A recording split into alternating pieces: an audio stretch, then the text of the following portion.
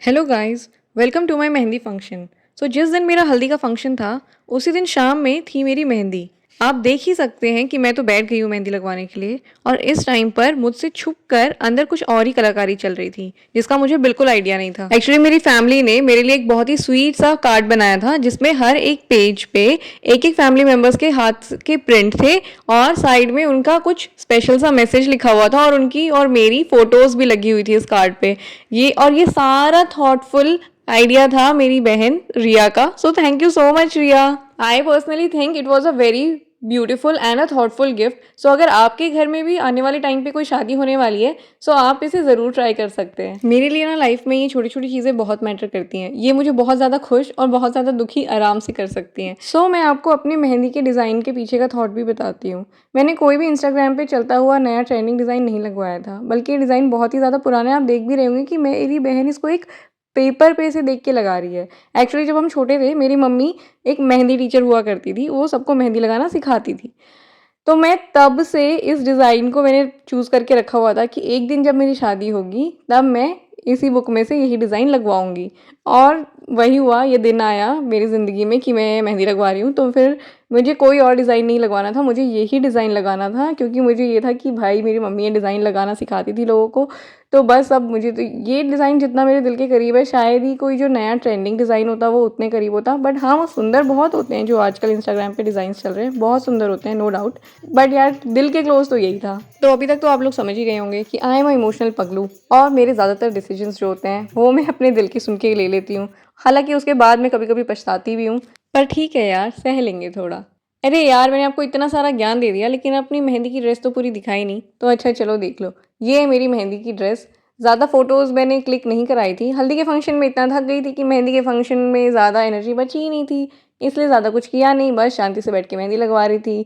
शादी बहुत ज़्यादा पास आ गई थी, इसलिए दिल में धक धक बहुत ज़्यादा बढ़ गई थी। समझ नहीं आ रहा था दुखी होना चाहिए, खुश होना चाहिए, क्या करना चाहिए। इतने सारे मिक्स्ड इमोशंस एक साथ फील कर रही थी।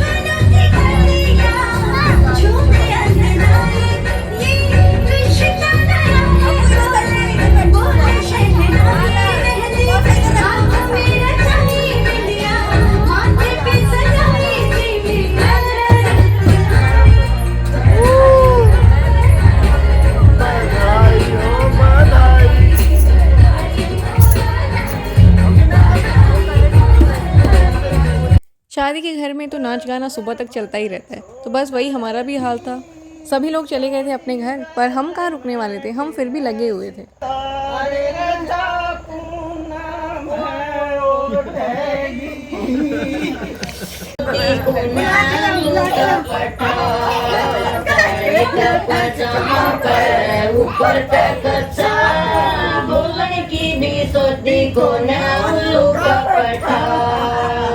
कर पानी न चली छोरा में बैठा थोड़े थोड़े नाई सूर सा बैठा उड़ पर पानी न चली छोरा में बैठा करे करे नाए धोए सूर सा बैठा पानी भरकर उठी आई गल होलिया पासा फिरकर देखण लगी रेल होलिया मैं खड़ी तारे मैं उठान पर चढ़ गया दीवाल कर देखण लगी माप में बढ़ गया मैं खड़ी तारे मैं उठान पर चढ़ गया दीवाल कर देखण लगी माप में बढ़ गया हलवा कर दे हलवा कर दे हलवा कर दे ना तुलसी थाली सरदा दर्दी कड्डी भर दे। इस टाइम पे सब लोग मेरे पापा को कह रहे हैं कि आप भी आ जाओ, आप भी डांस करो, आप भी डांस करो। पर क्योंकि मेरे पापा को डांस बिल्कुल भी नहीं आता तो वो बस बहाने बना रहे हैं कि कैसे भी करके वो बच जाए और उनको डांस ना करना पड़े।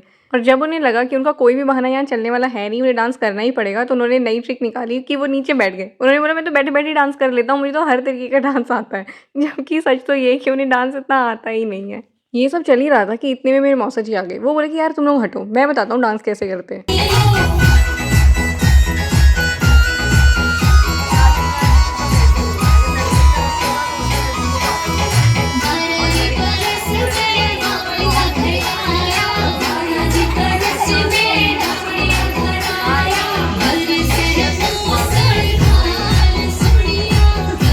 जैसे तेल चढ़ाने की रस्म होती है उसी तरीके से तेल उतारने की भी रस्म होती है, जो कि हो चुकी है मेरी रस्म। और उसके बाद नहाने के बाद मैं यहाँ आई हूँ पूजा करने के लिए। वो सब मैं अनफॉर्चुनेटली शूट नहीं कर पाई थी। इसके बाद जो मेन फंक्शन था वो तो मेरी शादी का ही फंक्शन था। बीच में छोटी मोटी जो थोड़ी बहुत रस्में या पूजा वगैरह हुई वो सब मैंने शूट नहीं की थी।